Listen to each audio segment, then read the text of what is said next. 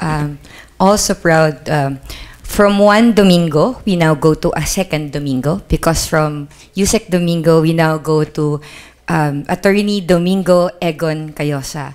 So Attorney Domingo Egon Cayosa, or for me, I also call him Sir Egon, is a known Filipino lawyer and educator. He's also known for his advocacies on environmental law, and is also known international law expert. He's one thing that I read about Sir Egon is he is a former seminarian, tama ba, sir? So it will be a good consider a thing to think that hails from Cagayan province. One of his great achievements, of course, sir. Knowing me is already your achievement, but also one of his greater achievements legally is that he is so far the only president of the integrated, or vice president and then president of the integrated bar of the Philippines, who was elected unanimously. So among the many elected vice president and presidents of the IBP, he was the only one who got the vote of the majority and also of everyone.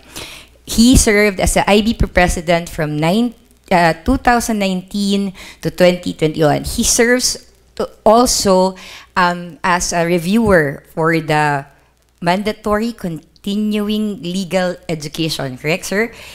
And also a member of the governing board. Other than that, he is also known as a resource person among the many legal issues. In fact, that is the reason why he's also invited. It is not only his knowledge, but he will also share today his experience on actually being part of those who were consulted, particularly with this international arbitration in the Philippine law, which I have heard when we were coming from, sir, a wake of a senior that we have met together. So, ladies and gentlemen, the very esteemed, the very rare appearance but you will always, if you search his name, you will find him as a resource person of many media personalities and international and law resources, calling on Attorney Egon Cayosa.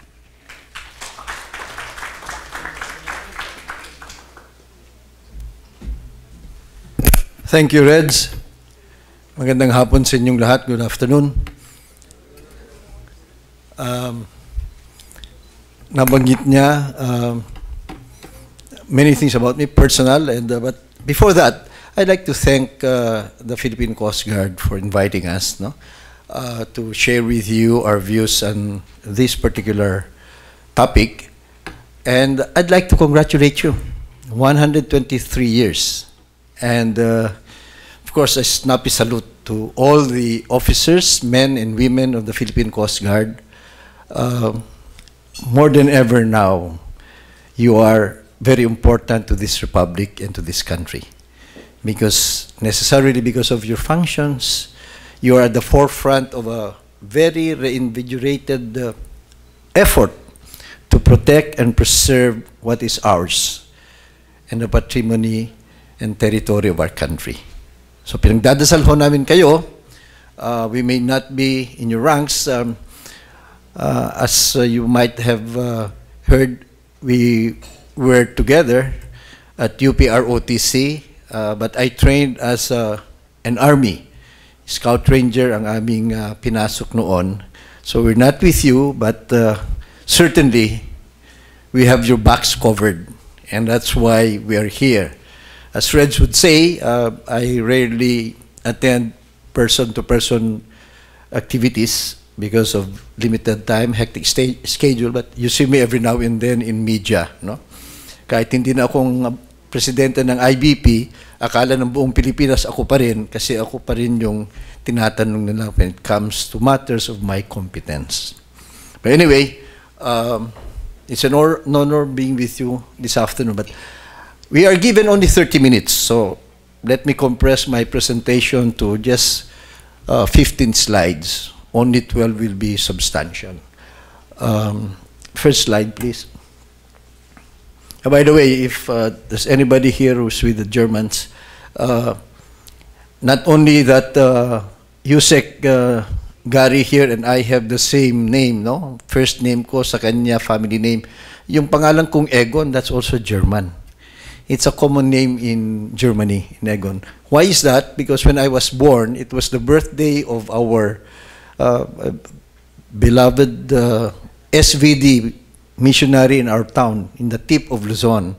Birthday niya, he requested my parents to name me after him. So I grew up like Father Egon to everyone.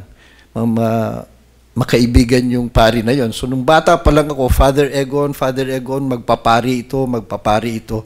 And like any obedient son or a Filipino, opo tayo ng opo. Kaya nung high school, pinadala talaga kami sa minor seminary. But after 4 years in the minor seminary, pag dasal at pag nilay-nilay, I realized how difficult it is to be a priest. So, here I am, a lawyer. I realize it's better to be a good priest than a bad lawyer. Kaya naman, it's part of our giving back to our country and to our profession that I accept speaking engagements like this. No? And we hope that in this short 30 minutes, and more importantly in the open forum, we'll have a robust exchange of ideas and views. Because it's very important na kayo na nasa front line ay na-appreciate nyo at na-isisituate ninyo yung ginagawa ninyo, yung sakripisyo ninyo, yung paghihirap ninyo, yung risks and dangers that you encounter in the bigger scheme of things. Kasi kinakailangan, kayo nasa Coast Guard and any other government agency, it's important not only that you are brave and willing and daring to protect what is our country's, but more importantly, kailangan merong kayong kaalaman, impormasyon. Kinakailangan merong kayong karunungan, intelligence. Dapat merong kayong kapasidad, capacity, kagalingan, the skills, and of course, kagamitan. Kagamitan. You have to have the resources and the equipment. Pinag-uusapan nga kanina sa aming table, we understand you have a massive personnel recruitment program. But hindi lang dapat tao yan eh. Kasi kahit 1 milyong Coast Guard yan, kung dadalawa lamang naman ang ating barko, edi nandun din kayo lahat sa barracks. So we hope that these are the things that we can put together. Now, my role is just to give you not the technical things that were discussed by Attorney Francis Acero a while ago, and then of course not the broad diplomatic front that was ably discussed by Yusek Domingo, but more on evidence in international arbitration. But don't worry, it will not be the technical evidence. Kasi for us lawyers, that's very easy. But to understand it, it takes us many subjects and many semesters in the College of Law and even advanced studies to know all the nuances. So we will not scare you or bore you with the details. Importante lang, my presentation will first give you a broader context. Bakit kinakailangang may kaalaman kayo sa ebidensya? Kasi kayo nasa forefront eh, kayong unang makakakita. At kinakailangan natin yan kung tayo lumalaban in any legal or social or political fora. Hindi naman pwedeng pagalingan lang yan ng pananalita, palakasan ng boses, kinakailangan may pinanggagalingan ng ating pinapanindigan. At kayo sa Philippine Coast Guard, nauuna kayo doon sapagkat nandun kayo. Okay? So, we also would like to briefly discuss the rules-based order. Kasi kung minsan, inaasahan ng ating mga kababayan, bakit hindi lumaban ang Coast Guard? Bakit hindi ganito? But that's not our strength. You all know that. You more than us would know, pag nandun kayo sa laot, talagang nakakaawa at talagang no match. But in an international rules-based order, there is much. The small and the big, merong pagkakataong makipagtunggali. Okay? So, international rules-based order. Second aspect of my presentation would be, saan ba natin gagamitin itong mga ebidensya na makuha nyo o makuha nating lahat? So, hindi lang yan dun sa arbitral tribunal, meron ding ibang mga fora. And then lastly, I just give you basic fundamental concepts of evidence, a few rules, and I'll share with you some of the evolving and now current rules. Not coming from formal institutions, because all of these tribunals, no? All of these tribunals and courts, international courts, they have their own rules. Basically, are practically the same. But there are also evolving rules crafted by lawyers who practice in arbitration that would be helpful and that you should know. Okay? So let me start.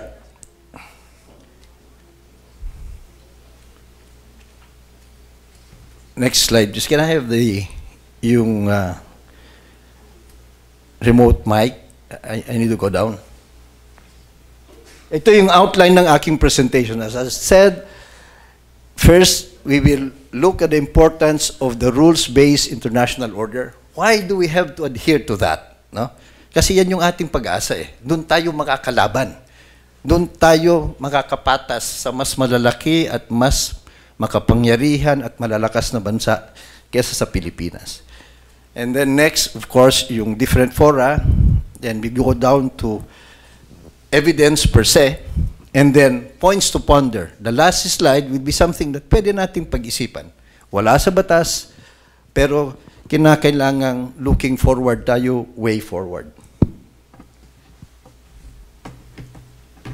Next slide, please. Ito, international rules-based order. Bakit kinakailangang doon tayo papatong? No? Number one, and what is it? What is it? It's a system of laws, rules, norms, principles, and institutions.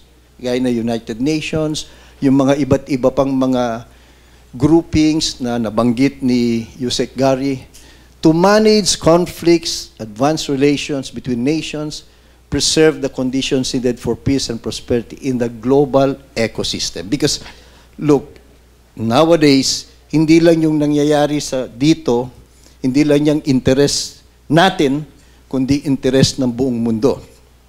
Classic example, to produce your cell phone, there are about more than 2 dozen countries involved because yung mga parte nanggagaling dyan. In trade and commerce, pag may mangyari o mayroong hindi tama dun sa isang lugar, it affects the production of your cell phone. The war in Ukraine, gera lang yan ng Russia at Ukraine, magkapit-bahay, dating magkakampi sa isang federasyon. But why is it important to us, to Europe, to us, and Africa, for example? Because the price of wheat will impact on the African continent. So, ecosystem talaga tayo. So that's it's very important, no? Very important that we have a world or a global rules-based system. It's primarily, ang focus nito, good governance, of course, kasi ito, pasimuno naman ito, nung mga nagpundar ng United Nations, or even before that, League of Nations. And if you notice, yan yung sinong gumawa, sinong mga pasimuno ng mga ito, yung mga nanalo sa gera. Yung mga natalo, medyo dun sila sa tabi. But it is okay. At sino-sino ito? Ito yung mga liberal democracies. So of course, they talk of good governance, which is their good governance, democracy, human rights. Pilipinas, ganun din tayo eh. And that's why, dapat napapaloob tayo doon, no? Now, this system is not static. It continues to evolve. But it is alive, it is relevant, it will improve as long as countries adhere to it, they use it, and then we implement it, we stand by it. Kung hindi natin yan ginagamit, eventually may erode. But so far, if you look at economic data, political data, nakita naman na since the inception of this rules-based international order, umusbong ang demokrasya, gumanda ang ating ekonomiya, not only locally but also internationally. Relations have improved, and then we have managed, the world has managed wars, conflicts, and differences more effectively rather than going to war. Okay. The core sources of this would be, of course, the United Nations Charter, the UN Declaration of Human Rights, now, yung UN Security Council, resolutions, UN General Assembly resolutions, international conventions, kagaya ng UNCLOS, treaties, international agreements, not a treaty but agreements between ceasefire agreements, less than a treaty, and international court or tribunal rulings. One of which, yung panalo natin sa tribunal with respect to the West Philippine Sea. So with statements saying that these are just a scrap of paper na dapat binabasura are at the very least irresponsible. Because rulings of international court or tribunal rulings are core sources of the international rules-based order. Next slide, please. So, what's the utility? Ano ang naitutulong ng international rules-based order? One, it offers a system for interstate interaction. Otherwise, kanya-kanya, chaos, conflict. Pangalawa, it establishes rule sets. Rule sets, these are universal rules applicable to all members of the global community to guide behavior and mitigate the risk of incidents, misinterpretation, or miscalculation. Rule sets, mga principles evolving laws, principles in international law. The third one, it presents mechanisms for updating and amending rule sets. As I said, hindi naman static ito eh. It evolves over time. Depende kung sino yung nananalo sa mga ruling, depende kung anong sinasabi, depende kung ano yung actions ng UN Security Council, mga resolutions ng General Assembly, at ano yung mga international conventions and treaties that most countries would adhere and agree and ratify, pwedeng magkaroon ng mechanisms for updating or amending rule sets. As a matter of fact, it is a system that develops possible approaches to evolving conflicts. Halimbawa, yung topic kanina, cyber or digital evidence, meron ng mga pinag-uusapan, meron na ring pinagkasunduan ng mga rules with respect to digital information. Kasi nga, it's global. Hindi lang yan sa Manila o sa Pilipinas, kundi when you talk of cyberspace, it's the whole world and potentially the solar system and potentially perhaps the universe. So merong ganon. So, di ba maganda? Na-anticipate, it grows. No? Then the last one is, it offers mechanisms for addressing violations of the rule sets. Ibig sabihin, hindi naman na walang mangyayari. Kasi yun ang isang sinasabi ng maraming mga kababayan natin na wala namang mangyayari dyan kahit manalo tayo eh. But that's a wrong point of view. Kasi meron. Meron. And kung merong nagva-violate nito, there could be consequences. Pinakamalapit na sa atin, itong pumapasok ng ICC. Noon, parang malang magagawa yan. But ngayon, pumapasok sila. So, merong, and the ICC is one of those global institutions na kasama dito sa international rules-based order. No? So, ito yung mga maaring gagawin, yung mga security mandates, kung merong nag-aaway na mga factions or tribes or even nations, o kaya sanctions, economic sanctions, diplomatic sanctions. Next slide. Okay. There's sometimes criticism dito kasi sabi nila, hindi, gumawa lang naman dyan yung mga demokrasya eh. United States, Europe, Great Britain, France.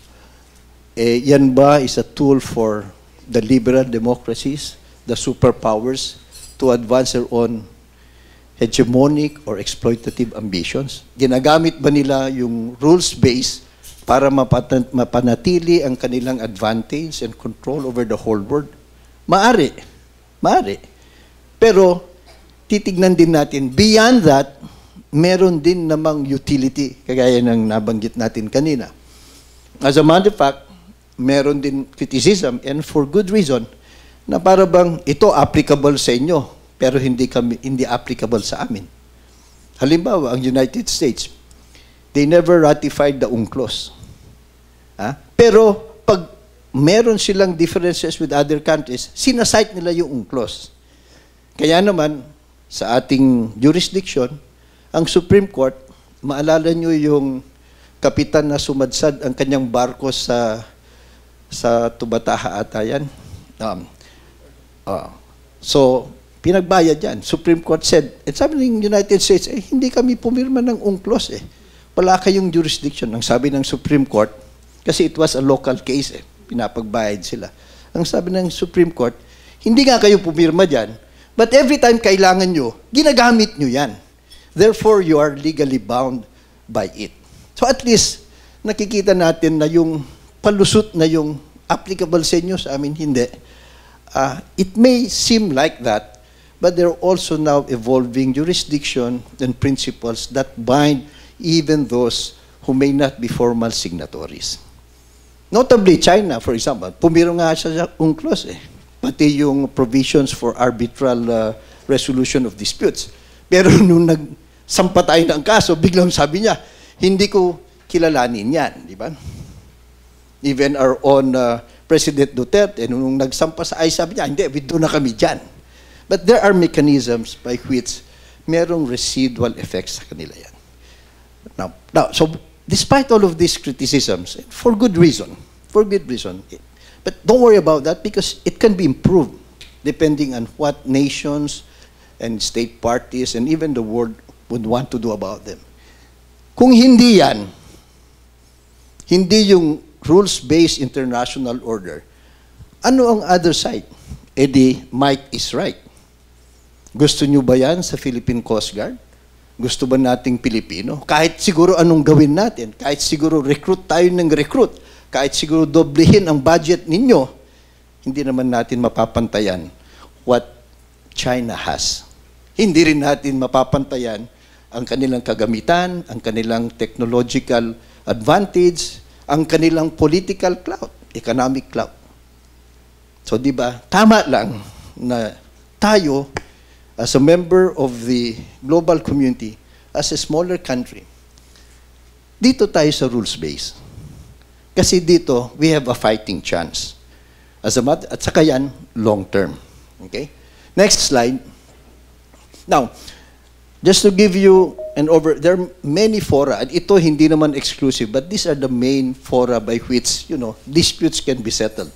Some of them are not actually courts, pero they are political fora where we can bring our concerns.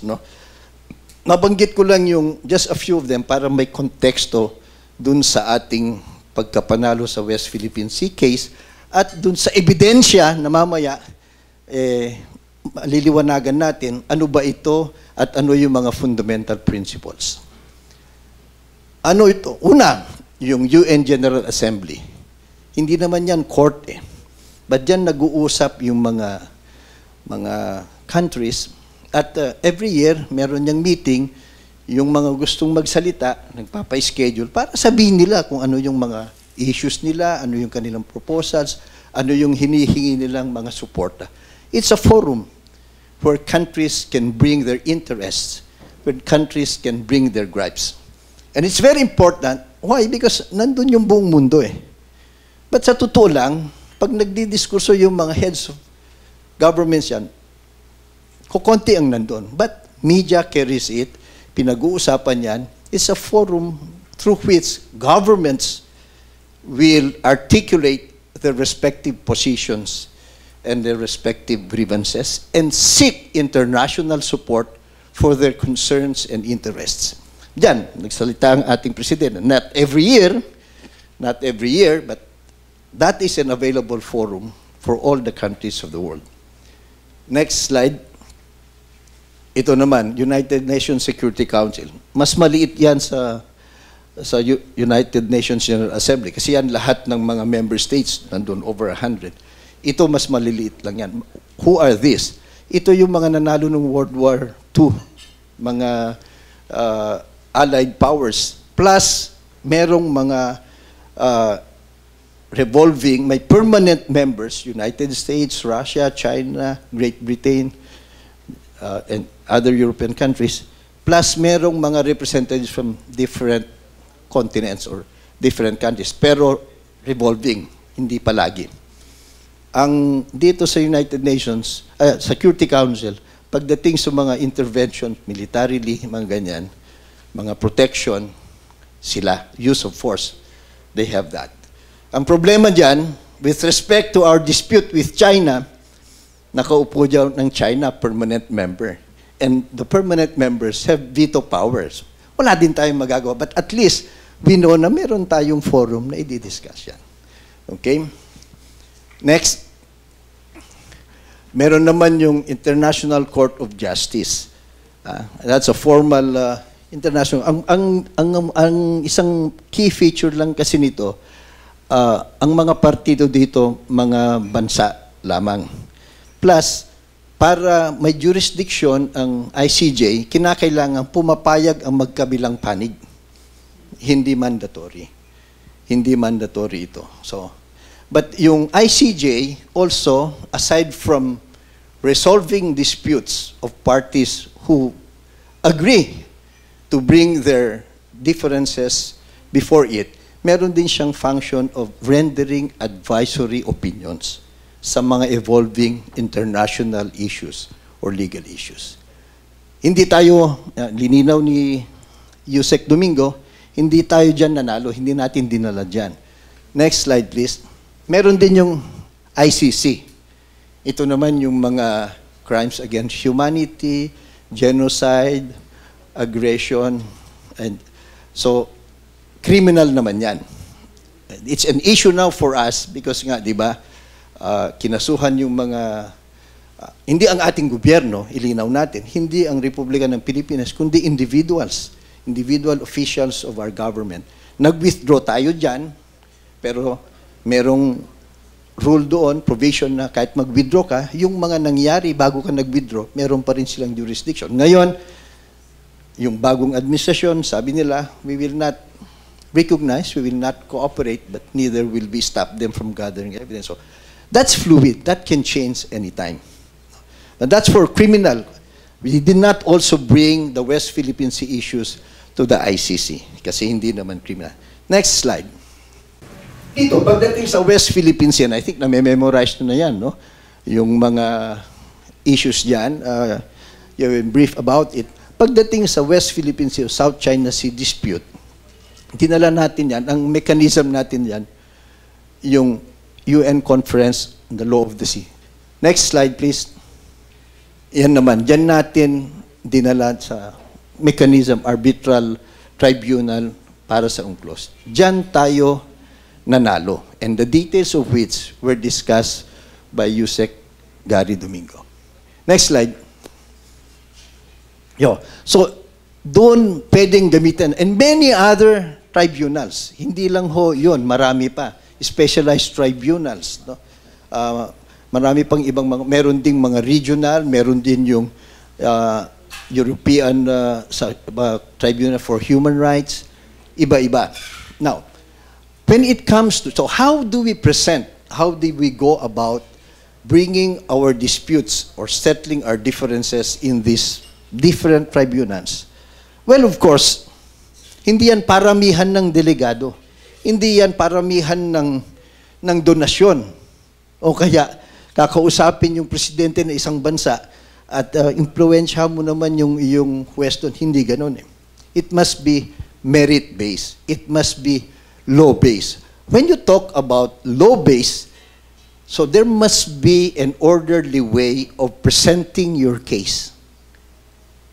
Okay. There should be an orderly and predictable way of presenting your case. And how do you do that? By evidence. If you look at all of these tribunals, whether it's the global ones, the big ones, or the small specialized tribunals, halos pare-pareho naman yung rules of evidence nila. As a matter of fact, yung ating rules of evidence in the country and many other countries and many other legal systems, halos pare-pareho yung ating rules of evidence. That's how much the process has evolved. No? Save, of course, for some other countries na hindi democratic. Kung anong sinabi nung hari nila, yun. Pag sinabing pugot siguro sa kamay, pugot sa kamay. But in most countries, rules-based. So evidence-based tayo. Now, what is evidence? Because you have to understand this because kayo nga ang nasa forefront. You could be, your unit, your agency could be one of the main sources of evidence when it comes to our interest in the West Philippine Sea. No? In international tribunals or adjudication, evidence embraces the information, whatever the format. So pasok dito yung digital evidence na pinag-usapan kanina ni Attorney Acero. Submitted to an international court or tribunal by the parties to a case. So yung mga magkabilang panig or from other sources. So pwedeng ang mag-submit doon, hindi yung mga partido mismo, but other interested parties. Or collected by the court itself. So, pwede rin proactively yung mga international tribunals, kung hindi sila kontento dun sa naririnig at nakikita nila, pwede sila mismo ang mag-source out o para malaman ano ba yung totoo, what are the facts, so that they can properly apply rules and principles of international law, treaties, and conventions. So very comprehensive. Sa ating local jurisdiction, whether it is civil case or administrative case or criminal case, very rarely would you hear the court trying to find evidence for itself. Kasi kung ginawa niya yan at pabor sa kabila, sasabing he's not an impartial judge. May kinikilingan. So iba dun sa mga international tribunal. They, by themselves, can actually search out for facts and the truth. As a matter of fact, in many of these tribunals, they employ the services of experts. Meron din tayo tinatawag sa local jurisdiction, friends of the court. Every now and then, o kaya mga commissioners. So, international tribunal, mas maigting ito. Because it's more complicated, so they really want to cut through dun sa mountains of evidence or documents or data. Okay? Next slide, please. Now, I will not bother you with, what are the rules in ICC, ICJ, the UNCLOS tribunals. Halos pare-pareho yan. As a matter of fact, if you look at their basic charters, very general lang yan. Okay? But, importante lang ito maintindihan nyo, maalala nyo. Kasi nga, kayo yung taga-kuha, taga-record, taga-process, at taga-secure ng mga ebidensya or information or data. Number one, whatever, the evidence must be material and relevant. Kung hindi yan material, hindi relevant, kahit A1, kahit sigurado, hindi importante, hindi kailangan. Okay? What is material? It is material when it proves something na pinag-aawayan. Di ba? Halimbawa, sa West Philippines, sinasabi na isang kasalanan, isang allegation natin, yung ginagawa na China, sinisira nila yung environment. So we need to prove that. So ano yan? Yung mga pictures, yung mga documentation natin, o scientific, that shows na drainage nila at ang daming namatay na mga clam shells and coral reefs. It must prove matter in issue. Hindi naman lahat ng impormasyon kinakailangan. And that's why it is very important for you as frontliners to know materially. Pangalawa, it must not only be material, but it must be relevant. Ano ibig sabihin ng relevant? It tends to, yung relevance is, yan, makakatulong yan doon sa materiality, there's a matter of issue, it proves it, yung ebidensya niya yan will lead the court to believe sa katotohanan. It may not be 100%, but it will lead them into the truth. May probative value. For example, like, we have, naririnig nyo yan, hearsay yan eh. Hearsay yan. Hindi naman din. So, pag hearsay kasi, merong rule in evidence na mahina ang probative value niyan. So, sometimes, hearsay evidence is not relevant. We're not saying it's not always relevant, but mahina ang relevance niya. So, materiality and relevance. Hindi lahat ng data, hindi lahat ng impormasyon kinakailangang kunin nyo o hawakin. Next, he who has searched a fact must prove it. Basic yan sa evidence. Kung ikaw nagsasabi na ganito, dapat ikaw ang mag-prove niyan. Hindi pwedeng, sabi ko, nagnakaw siya. Sabi niya, hindi ako nagnakaw. O sige, patunayan mo, hindi ka nagnakaw. Hindi ganun ang ebidensya. Kung tahimik siya, hindi ko na, sabi ko, magnanakaw yan eh. Hindi siya umiimik. Magnanakaw yan kasi hindi siya, wala siyang maisagot eh. Not necessarily. Because even if wala siyang sagot, ikaw na nagsasayang, nagnanakaw siya, will have to prove yung pagnanakaw. Okay? Now, itong rule na ito is the adversarial approach. Ibig sabihin, iniiwan dun sa magkatunggali ang responsibilidad to prove the respective cases. Merong nabubuo ngayon, hindi lang na ngayon, but over the years, na tinatawag na yung inquisitorial approach. Yan naman yung approach na pwede yung korte na mismo ang magtanong-tanong sa mga witnesses. Usually, in court or in tribunals, you have to present your evidence. And then, ikaw cross-examine ng kabila. Sa inquisitorial approach, yung court, passive lang. Makikinig lang. No comment, makikinig lang. Pero yung inquisitorial approach, ang ginagawa dyan, yung court mismo siya ang magtatanong. So that the court is satisfied. So meron ng blend ng ganyan, na hindi na lamang yung mga partido, kundi pati yung korte, yung husgado, yung tribunal, actively they participate in surfacing evidence. Okay? Then the third one, which I think is relevant to you. Meron kasing rule and privilege. Sa iba't ibang jurisdiction, merong mga impormasyon o merong mga ebidensya or testimonya na hindi pwede. For example, kaming mga abogado, hindi kami pwede magtestigo dun sa mga pinag-usapan namin ng kliyente in confidence. For example, in our jurisdiction, many jurisdictions, yung medical records, confidential yan. Okay? So, yung mga state secrets, so yung maraming mga tinatawag na privileged information na hindi pwedeng ilabas sa anumang hukuman o tribunal. Of course, there are exceptions. No? When it involves crime, it involves a matter of defense, pwede. But the general rule is for this privileged information, hindi pwede. Now, ang problema is this. Magkakaibang bansa, iba-iba ang levels ng privilege na binibigay. Paano ngayon kung yung magkatunggaling bansa, yung isa mas maraming privilege information, yung isa kukonti lamang? Ano ngayon ang gagawin ng International Tribunal? That's the third rule I'd like you to understand. The most favorable privilege rule.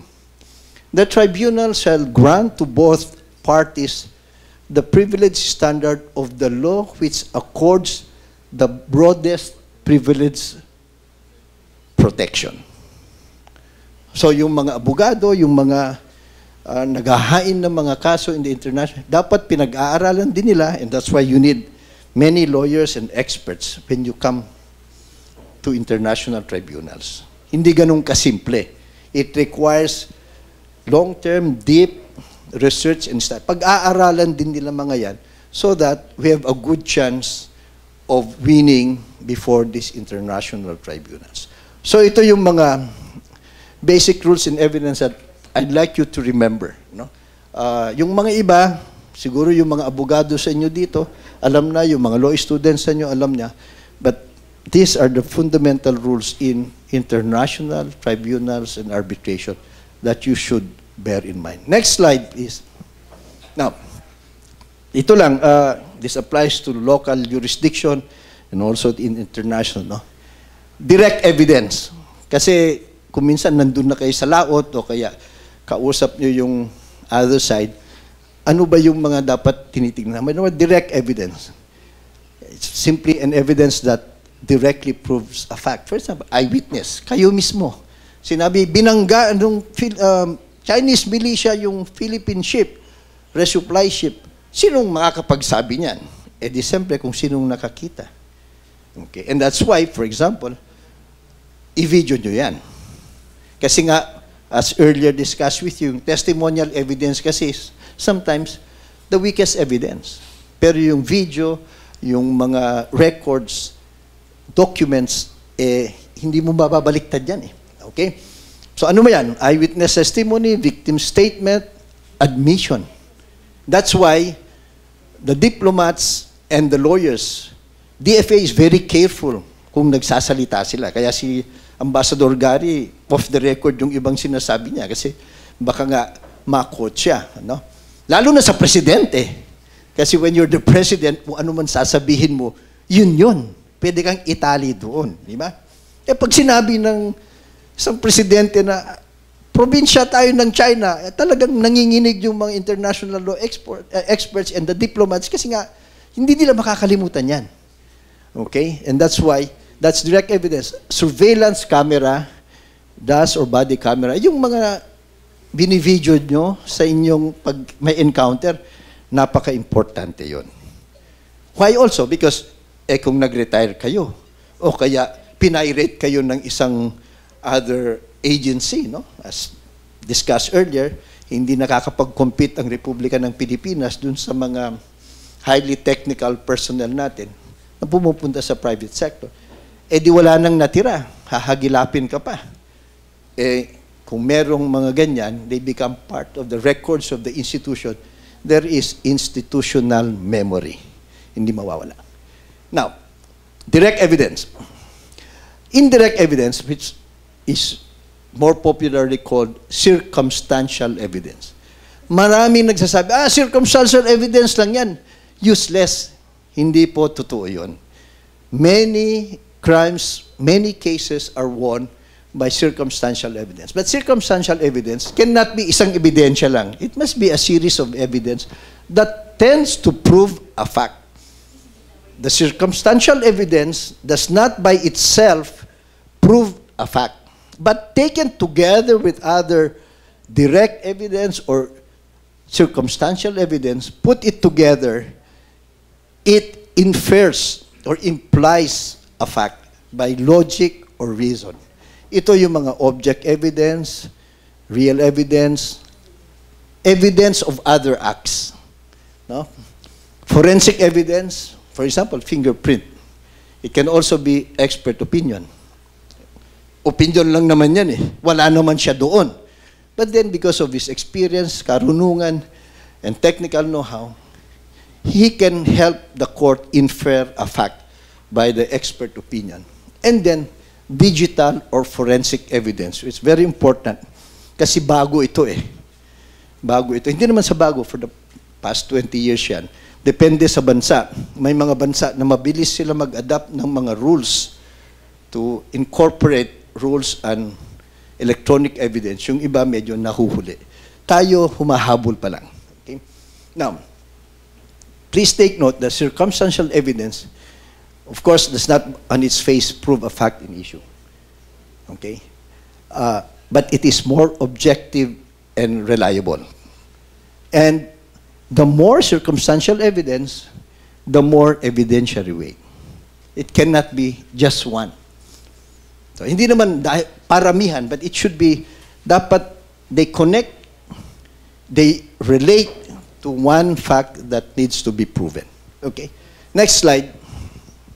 Now, so those are the fundamental rules. There are maybe a few more, but I don't want to, ma-overload kayo.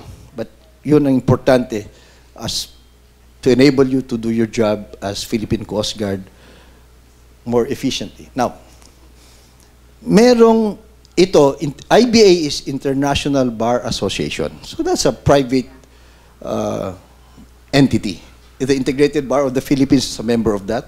I used to be very active sa IBA. As a matter of fact,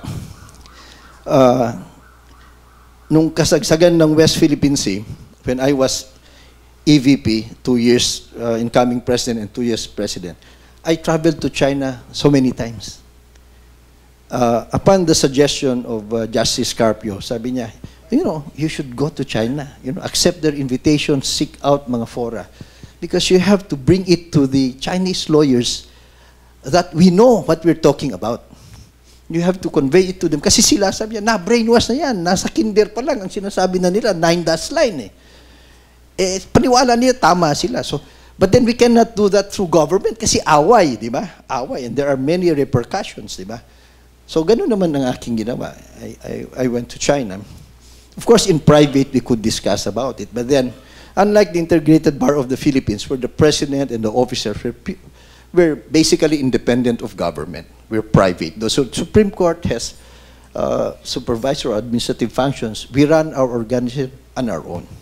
Sa China kasi, yung presidente ng All China Bar Association is a member of the Politburo.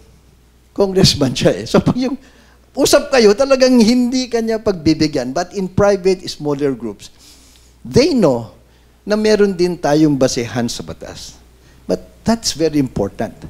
So we did that through IBA, Law Asia. I used to sit in the Executive Council of Law Asia, ASEAN, and all the countries around Asia, including Latin America and other countries. Ginamit natin yun. So we have had interaction, robust interaction on a private capacity. And ang maganda sa private capacity kasi, hindi ka masyadong nag-iingat. You can be forthright with them.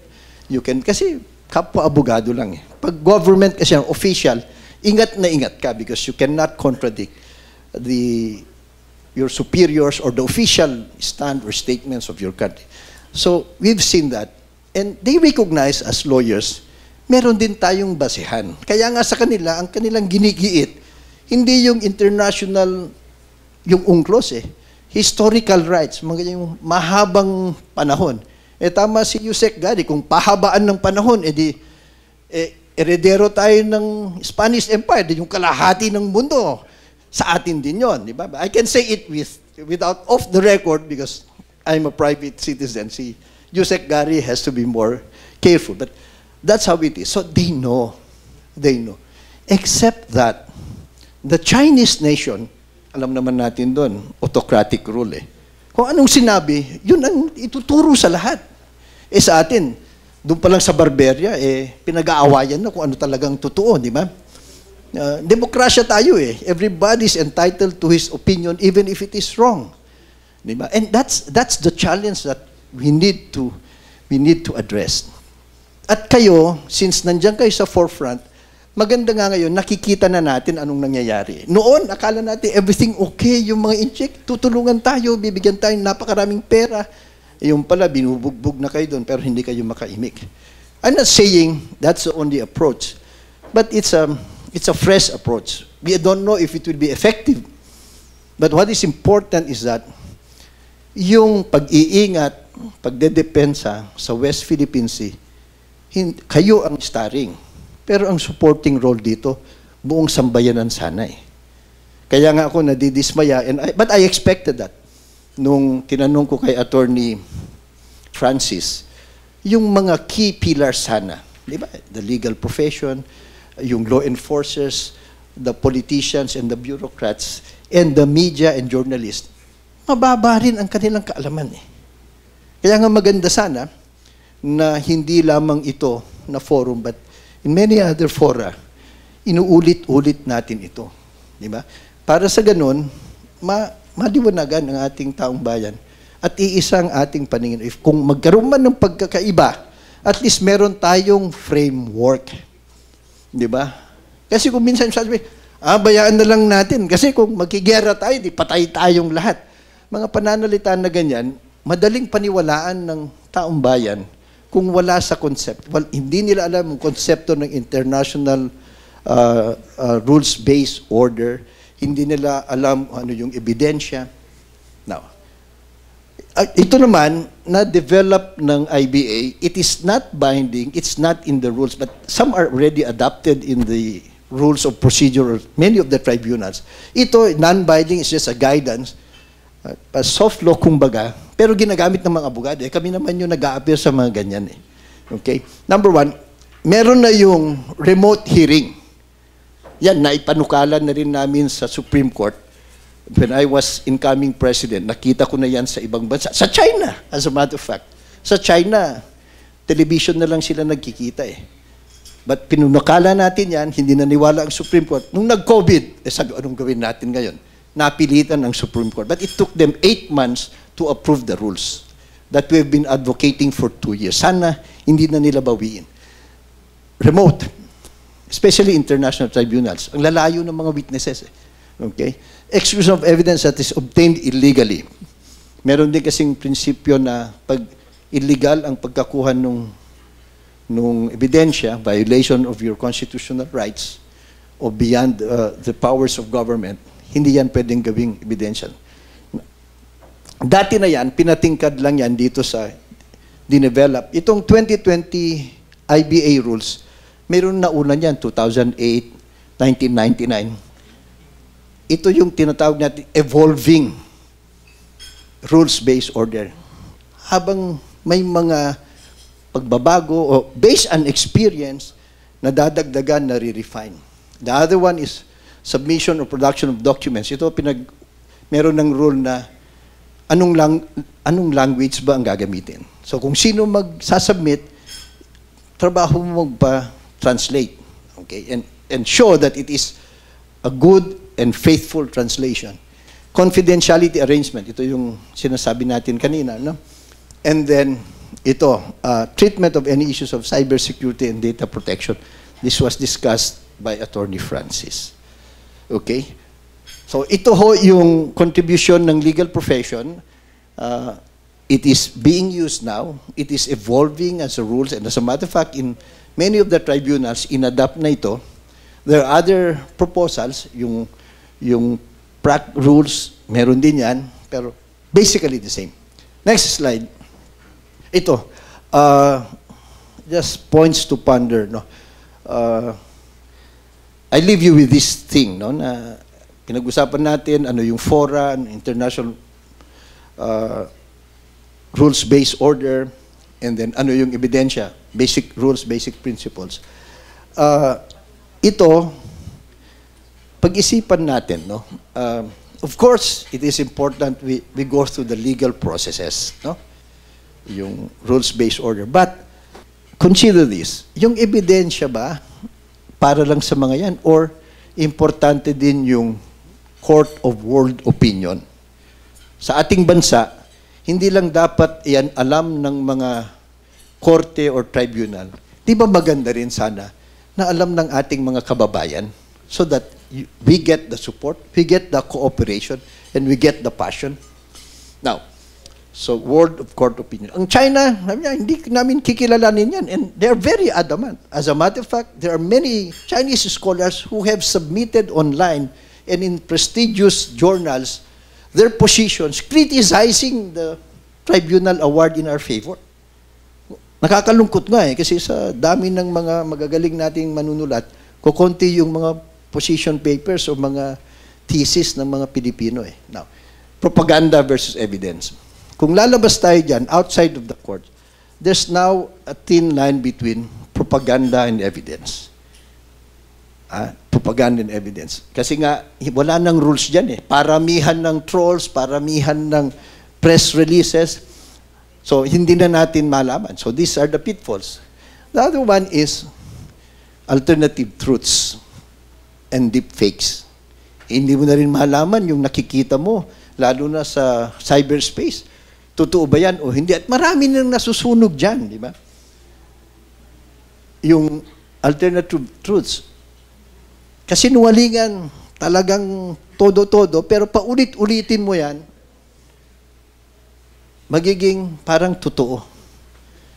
Okay? So these are the challenges. So let's not just limit our concern about evidence in the strict sense of the word, but what will we do with information? As a matter of fact, there should be an effort on counter-evidence. Kasi nga, baka yung mga members ninyo, pag nakuha nila yung roster ng Coast Guard, military, police, o mga, i-feed yan sa inyo, yung mga deepfakes, yung mga alternative truths, and unconsciously, baka nag-iiba ang inyong paningin. Okay? And then, the last is, remember, yung evidence, rule of law, international rules-based order, this was designed by liberal democracies. Yung Russia, North Korea, China, they are autocratic regimes. So, would it matter to them? What do you think? Would it matter to them? It seems hindi. But we have to understand, many of these issues will remain or will develop, will increase even beyond our lifetime. Mga yan mawawalan. So, still, I think it's important. Even at the present, kahit sa tingin, sinasabi niya, hindi totoo yan, it affects their image in the international community. They try to be goody-goody with everybody else, but if the world knows, their country knows, then it will not be that easy, and they will feel the effect. And after all, in negotiations, in alternative dispute resolution, it's not only what is legal and what is supported by evidence. More importantly is, can we get the other side to do as we wish them to do or to agree with us? That is the additional challenge, not only for you, but for every Filipino. Consider them, at maraming salamat sa inyong lahat. Thank you, sir.